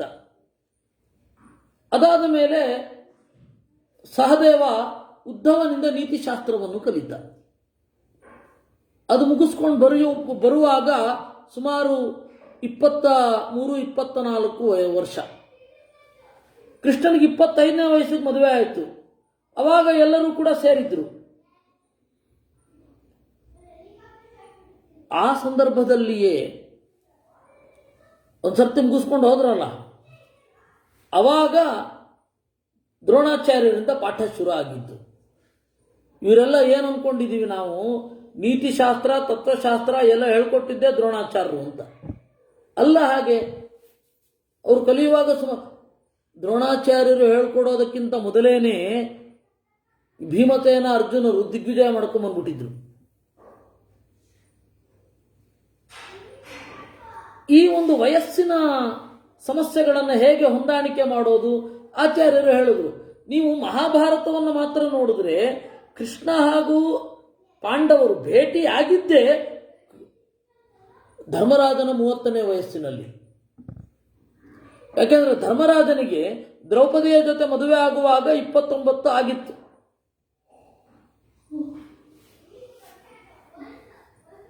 ಗಾಂಡೀವ ಸಿಕ್ಕಿದ್ದು 40ನೇ ವಯಸ್ಸಿನಲ್ಲಿ, ಸುಭದ್ರೆಯನ್ನು ಮದುವೆ ಆದಮೇಲೆ. ಆದರೆ ಅವಾಗಲೇನೆ ಅವನು ಹೇಳಿರ್ತಾನೆ, ಗಾಂಡೀವವನ್ನು ಬೇರೆಯವರಿಗೆ ಕೊಡುವಂದವರು ತಲೆ ಕತ್ತರಿಸ್ತೇನೆ ಅಂತ. ಹೇಗಿದು? ಆಚಾರ್ಯರು ಹೇಳಿದ್ದು. ಇಲ್ಲ, ಮುಂದೆ ಗಾಂಡೀವ ಬರುತ್ತೆ ಅಂತ ಹೇಳಿ ನಾರದರಿಂದ ತಿಳಿದಿದ್ದ ಅವನು ಅಂತ. ಅವಾಗ ಸರಿ ಹೋಗುತ್ತೆ. ಅದರಿಂದಾಗಿ ರಾಮಾಯಣ ಮಹಾಭಾರತಗಳನ್ನ ಆ ಅನುಕ್ರಮವಾಗಿ ಚಿಂತನೆ ಮಾಡೋದು ಹೇಗೆ ಅಂತ ಹೇಳಿ ಮಧ್ವಾಚಾರ್ಯರು ಹೇಳಿಕೊಟ್ಟದ್ದು. ತಾತ್ಪರ್ಯ ನಿರ್ಣಯ ಓದುವವರು ಮಹಾಭಾರತ ನೋಡೋಲ್ಲ, ಅದು ಬಹಳ ಕಡಿಮೆನೆ. ಮಹಾಭಾರತವನ್ನು ನೋಡುವವರೇ ಬಹಳ ಕಡಿಮೆ. ಬೇರೆಯವರು ಮಹಾಭಾರತ ನೋಡ್ತಾರೆ, ಬೇರೆ ಮತದ ವಿದ್ವಾಂಸರು. ಅವರು ಮಧ್ವಾಚಾರ್ಯರದ್ದು ಅಂತ ತಾತ್ಪರ್ಯ ನಿರ್ಣಯ ನೋಡಲ್ಲ. ಇವರು ಮಾಧ್ವರು ಮಹಾಭಾರತವನ್ನು ಓದಲ್ಲ, ಅವರು ತಾತ್ಪರ್ಯ ನಿರ್ಣಯ ಓದಲ್ಲ. ಆದ್ದರಿಂದಾಗಿ ಮಹಾಭಾರತವನ್ನು ಓದಿದರೆ ಆಚಾರ್ಯರ ದೃಷ್ಟಿಯಲ್ಲಿ ಏನು ಸ್ಟ್ರೆಂತ್ ಬರಬೇಕಿತ್ತು ಒಳಗಡೆಯದ್ದು, ಅದು ಬರಲಿಲ್ಲ. ಇದು ನಮ್ಮ ಸಮಸ್ಯೆ. ಅದರಿಂದ ಇನ್ನು ಮೇಲಿಂದಾದರೂ ನಾವು ಅಧ್ಯಯನಕ್ಕೆ ಶುರು ಮಾಡಬೇಕು, ಅದು ಅನಿವಾರ್ಯ. ಹೀಗೆ ಮಹಾಭಾರತ ತಾತ್ಪರ್ಯ ನಿರ್ಣಯದ ಬಗ್ಗೆ ಆಯಿತು. ನಿನ್ನೆ ನಾವು ನೋಡಿದ್ದು ಗೀತಾ ಭಾಷ್ಯ, ಗೀತಾ ತಾತ್ಪರ್ಯದ ಬಗ್ಗೆ. ಮನಃಶಾಸ್ತ್ರದ ಹಿನ್ನೆಲೆಯಲ್ಲಿ ಗೀತಾ ಭಾಷ್ಯ, ಗೀತಾ ತಾತ್ಪರ್ಯಗಳನ್ನು ಯಾಕೆ ಅಧ್ಯಯನ ಮಾಡಬೇಕು ಅಂತ ನೋಡಿದರೆ, ಲೌಕಿಕ ವಿಚಾರಗಳಲ್ಲಿ ಮಹಾಭಾರತವನ್ನು ಯಾವ ರೀತಿ ನೋಡಬೇಕು, ಐತಿಹಾಸಿಕವಾಗಿ ಯಾವ ರೀತಿ ನೋಡಬೇಕು, ಇತ್ಯಾದಿಗಳಿಗೆ ಇದನ್ನು ನೋಡಬೇಕು, ಮಹಾಭಾರತ ತಾತ್ಪರ್ಯ ನಿರ್ಣಯವನ್ನು.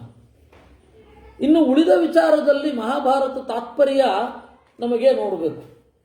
ತ್ರಿವಿಕ್ರಮ ಪಂಡಿತರು ಈ ರೀತಿ ಹೇಳ್ತಾರೆ, ಭಗವನ್ಶ್ಚಿತ್ರ ಕವಿತಾಂ ಲೌಕಿಕೀಂ ದರ್ಶಯನ್ ಕಿಲ ಗೋಪ್ಯಂ ಭಾರತ ಸಂಕ್ಷೇಪಂ ಅಕೃತ ವಿಶ್ವವಿಸ್ಮಯಂ ಅಂತ.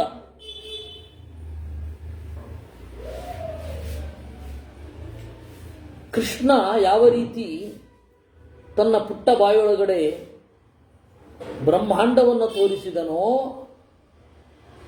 ಆ ರೀತಿ ಮಧ್ವಾಚಾರ್ಯರು ಮಹಾಭಾರತ ತಾತ್ಪರ್ಯ ಎನ್ನುವ 80 ಶ್ಲೋಕಗಳ ಕೃತಿಯಲ್ಲಿ ಸಮಗ್ರ ಭಾರತದ ಸಾರವನ್ನು ತೋರಿದ್ದಾರೆ ಅಂತ. ಈಗ ಮಹಾಭಾರತ ತಾತ್ಪರ್ಯ ಅಂದರೆ ಬಹಳ ಜನರಿಗೆ ಅರ್ಥ ಆಗೋದು ಕಷ್ಟ. ಯಮಕ ಭಾರತ ಅನ್ಬೇಕು. ಯಮಕ ಅಂದರೆ ಏನು?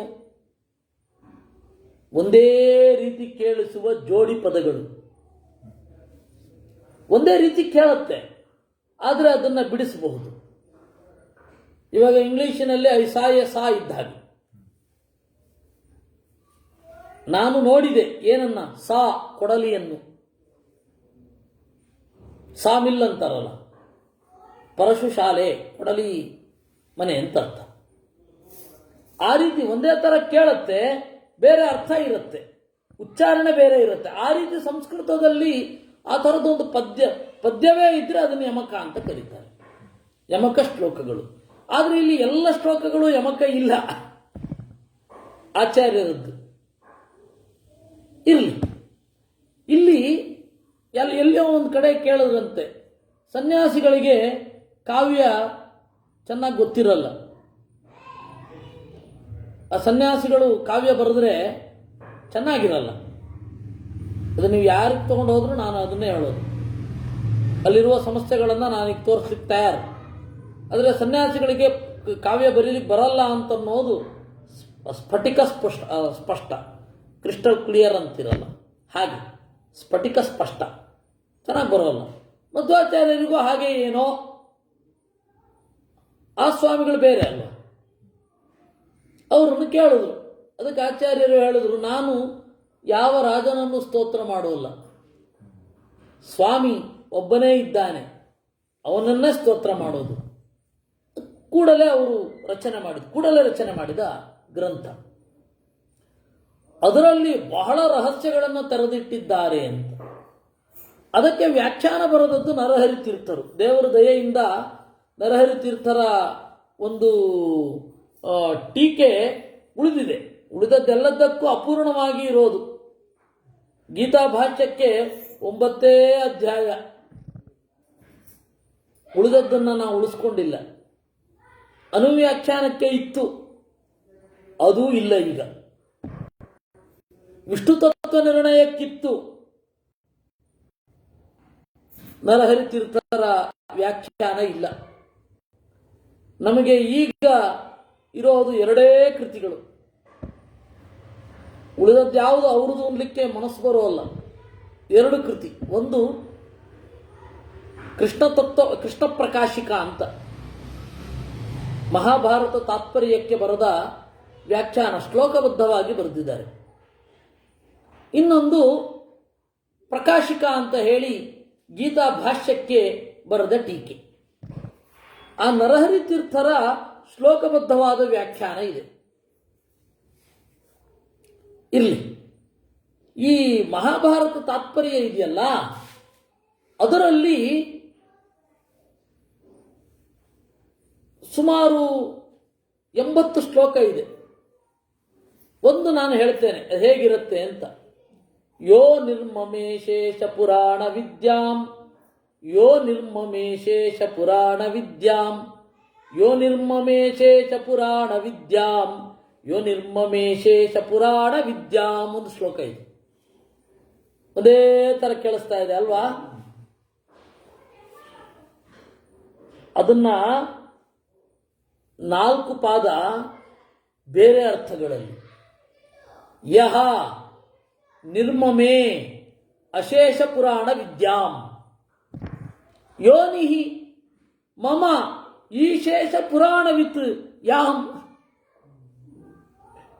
ಈ ರೀತಿ 4 ಪಾದಗಳಿಗೆ ಅರ್ಥ ಇದೆ. ಇದೊಂದು ಅಸಾಮಾನ್ಯ ಪ್ರತಿಭೆ ಈ ರೀತಿ ಹೇಳಬೇಕು ಅಂತಂದ್ರೆ. ಆಮೇಲೆ ಭಾರತೀಯ ಚಿತ್ರ ಪರಂಪರೆಯಲ್ಲಿ, ಭಾರತೀಯ ಕಾವ್ಯ ಪರಂಪರೆಯಲ್ಲಿ ಕಾವ್ಯ ಚಿತ್ರ ಅಂತ ಒಂದಿದೆ. ಈ ಅಕ್ಷರವನ್ನ ಇಲ್ಲಿಗಿಲ್ಲಿಗೆ ಜೋಡಿಸಿದರೆ ಈ ಆಕಾರ ತಾಳಬೇಕು, ಅದನ್ನ ಚಿತ್ರಕಾವ್ಯ ಅಂತ ಕರೀತಾರೆ. ನೀವು ಇದು ಮಧ್ವವಿಜಯದಲ್ಲಿ ಉದಾಹರಣೆಗೆ ಆ ಕೃತಿಯ ಹೆಸರನ್ನು ಹೇಳುವ ಪದ್ಯ ಚಕ್ರಬಂಧದಲ್ಲಿದೆ.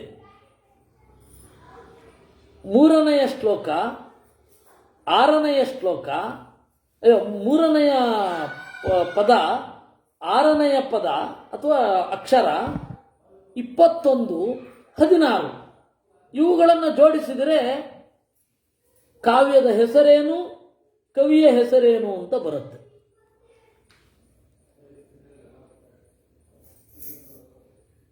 ಅದು ಅವತ್ತಿನ ಸ್ಟೈಲು. ಇವತ್ತಿನ ತರಹ ಕವರ್ ಪೇಜು, ಕೆಳಗಡೆ ಬೈಲೈನು, ಆಥರ್ ಹೆಸರು ಅಥವಾ ಅನುವಾದಕರ ಹೆಸರು, ಆಮೇಲೆ ಹಿಂದ್ಗಡೆ ಕವರ್ ಪೇಜಿನಲ್ಲಿ ಅವರ ಫೋಟೋ ಅವೆಲ್ಲ ಇರಲಿಲ್ವಲ್ಲ ಆವಾಗ. ತೆಗೆದು ಕೂಡಲೇ ಕಾಂತಾಯ ಕಲ್ಯಾಣ ಚಿರುವೆ. ಈ ಕಾವ್ಯದ ಹೆಸರು ಏನು? ಅವರು ಹೇಳಿರ್ತಾರೆ, ಮಧ್ವರ ಲೀಲೆಯನ್ನ ವರ್ಣನೆ ಮಾಡ್ತೇನೆ ಅಂತ. ಅದು ಪರ್ಪಸ್ ಆಯಿತು. ಕಾವ್ಯದ ಹೆಸರೇನು? ನೀವು ಅಲ್ಲಿಗೆ ಹೋಗಬೇಕು ಮುಂದೆ. 10ನೆಯ ಅಧ್ಯಾಯದಲ್ಲಿ ಚಕ್ರಬಂಧ ಇದೆ, ಅದೇ ಇವಾಗ ಹೇಳಿದ ರೀತಿಯಲ್ಲಿ. ಅದನ್ನ ನೀವು ಬಿಡಿಸ್ತಾ ಹೋದ್ರೆ ಅದು ಚಕ್ರಾಕಾರದಲ್ಲಿ ತೆರ್ಕೊಳ್ಳುತ್ತೆ. ಸರ್ವತೋಭದ್ರಮಂಡಲ ಅಂತ ಒಂದಿದೆ. ಸಮಾನಯ ಯಾನ ಮಾಸ ಮಾಯಯಾ ತತಯಾಯಮ ನಯಾಸನಾನಾಸಯಾನ ಯಾತನ ಲಲನಾತಯ ಅಂತ ಮಧ್ವವಿಜಯ. ಗತಪ್ರತ್ಯಾಗತ ವೃತ್ತ ಅಂತ ಕೂಡ ಕರೀತಾರೆ. ಸಮಾನಯ ಉಲ್ಟಾ ಹೋದ್ರೆ ಯಾನ ಮಾಸ, ಮಾಯಯ ತತಯ ಮಯ ತತಯ ಯಮ ನಯಾಸನ ನಾಸಯಾನ. ಯಾವ ಶ್ಲೋಕ ಶುರು ಆಗುತ್ತೆ ಆ ಅಕ್ಷರ ಮುಗಿದು ಮುಂದಿನ ಅಕ್ಷರಕ್ಕೆ ಹೋಗ್ಬೇಕಾದ್ರೆ ಉಲ್ಟಾ ಬಂದ್ರೆ ಅದೇ ಆ ತರಹ ಬಹಳ ಸೊಗಸಾದ ಬುದ್ಧಿವಂತಿಕೆಯ ಚಿಂತನೆಗಳು. ಮಧ್ವಾಚಾರ್ಯರು ಒಂದು ಚಿತ್ರಕಾವ್ಯವನ್ನು ಬರೆದರು. ಅದೇ ಬುದ್ಧನನ್ನ ವರ್ಣನೆ ಮಾಡುವ ಪದ್ಯ. ದೇವಾನಾಂ ಪತಯೋ ನಿತ್ಯಂ ನೋಮತಂ ಯಸ್ಯ ಜಾನತೆ ತಸ್ಮೈ ದೇವ ನಮಸ್ತೇಹಂ ಭವತೆ ಸುರಮಾರಯೇ ಅಂತ ಶ್ಲೋಕ. ಇದರಲ್ಲಿ ಯಮಕ ಇಲ್ಲ. ಯಮಕ ಅಂದ್ರೆ ನಾನು ಹೇಳಿದ್ನಲ್ಲ ಈಗಲೇ, ಅದೇ ಪದಗಳು ಬರ್ತಾ ಇರಬೇಕು ನಿಮಗೆ. ಸೋದನಿದೆ ವಕ್ಯಂತೆ ಅನುಕಂಪನಾದೇವ ದೇವಕ್ಯಂತೆ ಅವದನ್ನ ದೇವಕ್ಯಂತೆ ಭುವನಂ ಹಿತುರಾಸ್ತದೈವ ದೇವಕ್ಯಂತೆ. ಇದು ಪದ್ಯ. ಈ ಪದ್ಯ ನೋಡಿ ಸ್ವಲ್ಪ ಬೇರೆ ಆಗತ್ತೆ, ಆದರೆ ಅದೇ ಕೇಳತ್ತೆ. ಸಹ ಕೃಷ್ಣನು ದೇವಕ್ಯಂತೆ, ದೇವಕಿಯ ಸಮೀಪದಲ್ಲಿ ಅದನಿ ಹುಟ್ಟಿದ, ದೇವಕಿಯಿಂದ ಅಲ್ಲ. ಸೋದನಿ ದೇವಕ್ಯಂತೆ ಈ ರೀತಿ ಇರೋದು. ಹೌದಾ? ಆ ರೀತಿ ಇಲ್ಲ ಇದು. ದೇವಾನಾಂ ಪತಯೋ ನಿತ್ಯಂ, ಎಲ್ಲಿಯೂ ರೈಮಿಂಗ್ಸ್ ಬರ್ತಾ ಇಲ್ಲ. ದೇವಾನಾಂ ಪತಯೋ ನಿತ್ಯಂ ನೋ ಮತಂ ಯಸ್ಯ ಜಾನತೆ ತಸ್ಮೈ ದೇವ ನಮಸ್ಯೇಹಂ ಭವತೆ ಸುರಮಾರಯೇ ಬರಲಿಲ್ಲ. ಇದು ಏನಿದು? ಜಗತ್ತಿನಲ್ಲಿ ಯಾರಿಗೂ ಬರದ ಸಮಸ್ಯೆ ಒಬ್ರಿಗೆ ಬಂತು. ಇದು ಏನಿದು ಅಂತ ಸುಮಾರು 40 ವರ್ಷಗಳ ಕಾಲ ಬೆನ್ನು ಬಿದ್ರು. ಆಮೇಲೆ ಯಾರೂ ಹೇಳಿರಲಿಲ್ಲ. ಎಲ್ಲರೂ ವ್ಯಾಖ್ಯಾನ ಬರೆದಿದ್ದಾರೆ ಅಂತ ಹೆಸರು, ಯಾರೂ ಹೇಳಿರಲಿಲ್ಲ. ನಮ್ಮ ಗುರುಗಳು ಗೋವಿಂದ ಪಂಡಿತಾಚಾರ್ಯರಿಗೆ ಗೊತ್ತಾಯಿತು. ಅದು 40 ವರ್ಷ ಅದನ್ನು ಅವ್ರು ನೋಡಿದಾರೆ. ಅವರು ಸುಮ್ಮನೆ ಅಲ್ಲ, ಇಲ್ಲ ಇದು ನಾಗಭೋಗ ಬಂಧ. 2 ಹಾವುಗಳು ಹೆಣೆದುಕೊಂಡರೆ ಯಾವ ತರಹ ಬರುತ್ತೋ ಆ ರೀತಿ ಈ ಶ್ಲೋಕದ ಪದಗಳನ್ನು ಬಳಸಿ ಚಿತ್ರ ಬರೆಯಬಹುದು ಅಂತ. ಯಾವ ಅಪರೋಕ್ಷ ಜ್ಞಾನಿಗಳು ಬರಲಿಲ್ಲ, ಇದನ್ನು ಇವ್ರು ಬರೆದು. ಯಾಕೆ ಅಂದ್ರೆ ನಾವು ಇದನ್ನು ಗೌರವಿಸಬೇಕಲ್ವ. ಇದು ಬರೆದಿದ್ದಾರೆ ಅಂತಾನೆ ಬಹಳ ಜನರಿಗೆ ಗೊತ್ತಿಲ್ಲ. ಹೀಗೊಂದು ಇದೆ ಅನ್ನೋದೇ ಬಹಳ ಜನರಿಗೆ ಗೊತ್ತಿಲ್ಲ. ಅದ್ರ ನಾ ಯಾಕೆ ಹೇಳಿದ್ದು ಅಂತಂದ್ರೆ ಗುರುತಿಸ್ತಾ ಇಲ್ವಲ್ಲ ಅಂತನ್ನುವ ನೋವಿನಿಂದ ಹೇಳಿದ್ದಷ್ಟೇ. ನಾನು ಅವ್ರಿಗೆ ಹೇಳಿದ್ದೆ, ನಮ್ಮ ಜನಕ್ಕೆ 300 ವರ್ಷ ಆದ್ಮೇಲೆ ಅಪರೋಕ್ಷ ಜ್ಞಾನಿಗಳಾಗ್ತಾರೆ, ಅವಾಗ ನಿಮ್ಮ ಗ್ರಂಥ ಓದ್ತಾರೆ ಅಂತ ಹೇಳ್ತಾ ಇದ್ದೆ ಅವರಿಗೆ. ಅವರು ನಗ್ತಾ ಇದ್ರು. ಈಗ ಇರುವವರನ್ನ ಒಪ್ಪಬೇಕು, ಈಗ ಇರುವವರನ್ನ ಗುರುತಿಸ್ಬೇಕಲ್ವಾ. ಎಂತಹ ಒಂದು ವಿಚಿತ್ರವಾದ ಸಂಗತಿಯನ್ನು ಹೇಳ್ತಾ ಇದ್ದಾರೆ ಅಂತ. ಇರುವವರನ್ನ ಗೌರವಿಸಬೇಕಲ್ವಾ. ಆಮೇಲೆ ಅವರ ಗುಣಗಳನ್ನೇ ಗೌರವಿಸಿ, ದೋಷಗಳಿರುತ್ತೆ ಬಿಡ್ರಿ, ಆದರೆ ಆ ಗುಣಗಳು ಏನು ಅನ್ನೋದೇ ಗೊತ್ತಾಗದ ದರಿದ್ರ ಸ್ಥಿತಿಯಲ್ಲಿ ನಾವಿದ್ದೇವಲ್ಲ ಅಂತ ಅದನ್ನು ನಾನು ಹೇಳಿದ್ದು. ಆದ್ದರಿಂದ ಆ ಮಹಾಭಾರತ ತಾತ್ಪರ್ಯದ ಮೇಲೆ ಬಹಳ ಸೊಗಸಾದ ಕೆಲಸ ಆಗಿದೆ ಇತ್ತೀಚೆಗೇನೆ. ಯಾವ ರೀತಿ ಆರ್ಯ ಛಂದಸ್ಸ, ಮಾತ್ರಾ ಛಂದಸ್ಸನ್ನ ಬಳಸಿದ್ದಾರೆ ಮಧ್ವಾಚಾರ್ಯರು. ಏಕೆಂದರೆ 2 ತರಹದ ಛಂದಸ್ಸಿದೆ. ಒಂದು ಲೌಕಿಕವಾದ ಛಂದಸ್ಸು, ಸಮವೃತ್ತಗಳು ಅಂತ. ಎಲ್ಲ ಪಾದಗಳಲ್ಲಿಯೂ ಒಂದೇ ತರಹದ ಸಂಖ್ಯೆಯ ಅಕ್ಷರಗಳಿರ್ತವೆ.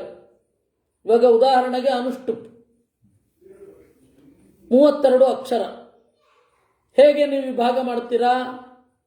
ಒಂದು ಪಾದದಲ್ಲಿ 8 ಅಕ್ಷರ, 2 ಪಾದಕ್ಕೆ 16, 3 ಮತ್ತು 4ನೆಯ ಪಾದ 16, 16 ಕೂಡಿಸು 16 32.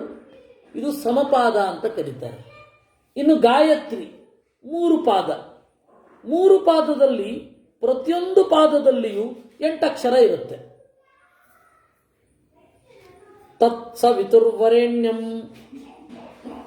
ಭರ್ಗೋ ದೇವಸ್ಯ ಧೀಮಹಿ 2ನೇ 8, ಧಿಯೋ ಯೋ ನ ಪ್ರಚೋದಯಾತ್ 3ನೇ 8. 24 ಅಕ್ಷರ 3 ಪಾದ. ಆ ರೀತಿ ಅನುಷ್ಟುಪ್ಪಿನಲ್ಲಿ ಎಲ್ಲವೂ ಅಷ್ಟೇ. ನೀವು ಇಂದ್ರವಜ್ರ ತಗೊಳ್ಳಿ, ಉಪೇಂದ್ರ ವಜ್ರ ತಗೊಳ್ಳಿ, ಎಲ್ಲ ಈ ಥರದ ವೃತ್ತಿಗಳಲ್ಲೇ ಆಗಿರಬಹುದು, ಛಂದಸ್ಸುಗಳಲ್ಲೇ ಆಗಿರಬಹುದು, ಸಮವಾದ ಅಕ್ಷರ ಇರುತ್ತೆ. 1 ಅಕ್ಷರ ಕಡಿಮೆ ಆಗೋದು, 2 ಅಕ್ಷರ ಜಾಸ್ತಿ ಆಗೋದು ವೇದದಲ್ಲಿ ಉಂಟು. ವೇದದ ಛಂದಸ್ಸು ಬೇರೆ ತರಹ, ಲೌಕಿಕ ಛಂದಸ್ಸು ಬೇರೆ ತರಹ. ಇದನ್ನು ಸಮವೃತ್ತ, ಸಮಾಕ್ಷರಗಳಿರುವ ವೃತ್ತ, ವಿಷಮಾಕ್ಷರಗಳಿರುವ ವೃತ್ತ ಅಂತ ಹೇಳ್ತಾರೆ. ಈ ಸಮಾಕ್ಷರ ಇರುವ ವೃತ್ತ, ವಿಷಮಾಕ್ಷರಗಳಿರುವ ವೃತ್ತ, ಈ ವಿಷಮಾಕ್ಷರಗಳಿರುವ ವೃತ್ತವನ್ನು ಆರ್ಯ ಛಂದಸ್ಸು ಅಂತ ಕರೀತಾರೆ. ಸಾಮಾನ್ಯವಾಗಿ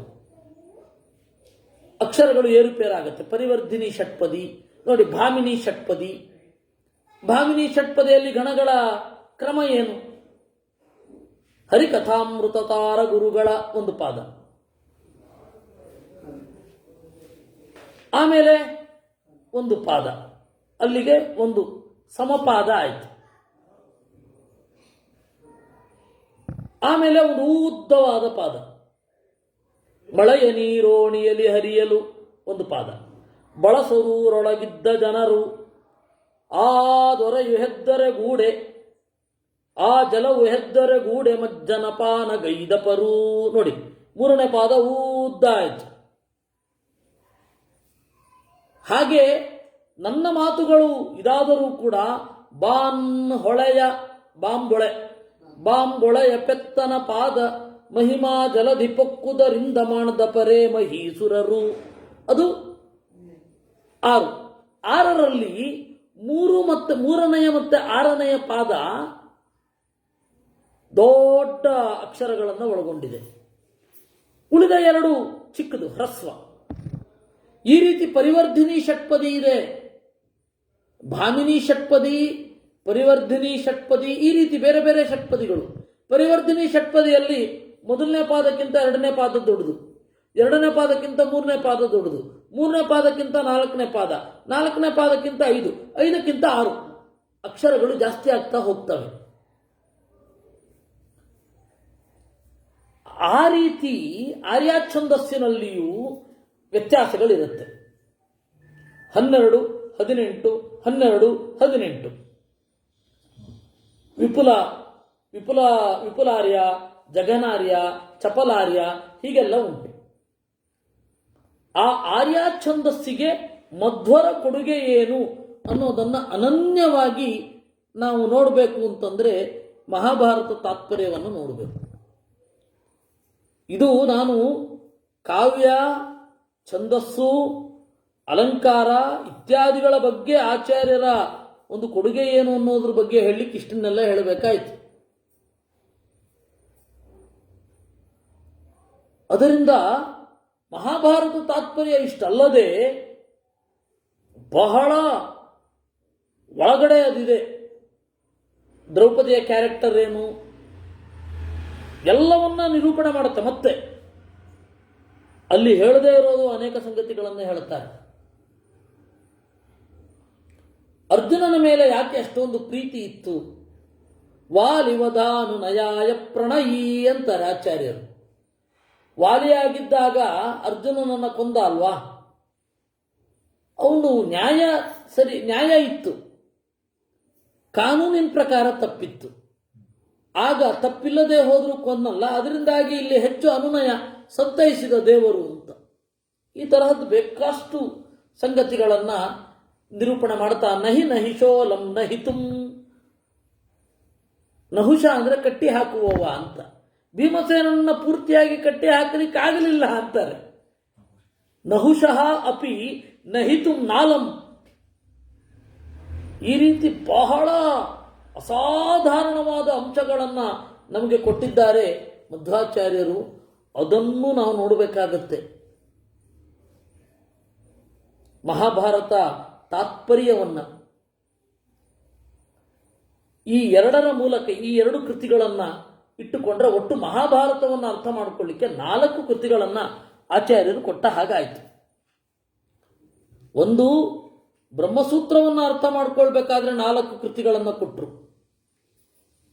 ಭಾಷ್ಯ, ಅನುವ್ಯಾಖ್ಯಾನ, ನ್ಯಾಯ ವಿವರಣ, ಸರ್ವಶಾಸ್ತ್ರಾರ್ಥ ಸಂಗ್ರಹ ಅಂತ. ಹಾಗೆ ಮಹಾಭಾರತವನ್ನು ಅರ್ಥ ಮಾಡಿಕೊಳ್ಳಿಕ್ಕೆ 4 ಕೃತಿಗಳನ್ನು ಕೊಟ್ಟರು. ಗೀತಾ ಭಾಷ್ಯ, ಗೀತಾ ತಾತ್ಪರ್ಯ, ಮಹಾಭಾರತ ತಾತ್ಪರ್ಯ ನಿರ್ಣಯ, ಮಹಾಭಾರತ ತಾತ್ಪರ್ಯ. ಅಂದ್ರೆ ಬ್ರಹ್ಮಸೂತ್ರದಷ್ಟೇ ಪ್ರಮುಖ ಮಹಾಭಾರತದ ಅಧ್ಯಯನವೂ ಕೂಡ.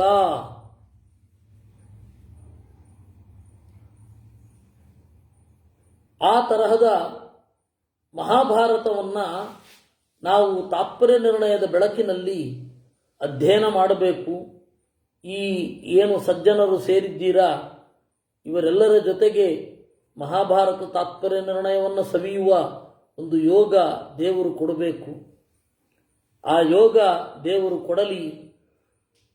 ಆಚಾರ್ಯರ ಮೂಲಕದ ಆ ಸಂಬಂಧ, ಅಧ್ಯಾತ್ಮ ಸಂಬಂಧ ಹಾಗೆ ಬೆಳೆದು ಅದು ಆನಂದದಾಯಕವಾಗಲಿ ಎಲ್ಲರಿಗೂ ಅಂತ ಹೇಳ್ತಾ, ಈ ಸರ್ವಮೂಲ ಪರಿಚಯದ ಸರಣಿ, ಅದರಲ್ಲಿ ನಾವು ಆಲ್ಮೋಸ್ಟು ಮಹಾಭಾರತ ಇದು ಉಪನಿಷತ್ ಪ್ರಸ್ಥಾನವನ್ನು ನೋಡಿದೆವು, ಸ್ವಲ್ಪ ಪರಿಚಯ. ಆಮೇಲೆ ಗೀತಾ ಪ್ರಸ್ಥಾನದ ಪರಿಚಯ, ಅದಾದ ಮೇಲೆ ಇತಿಹಾಸ ಪ್ರಸ್ಥಾನದ ಪರಿಚಯ. ಇವಿಷ್ಟನ್ನು ನಾವು ನೋಡಿದ್ದೇವೆ.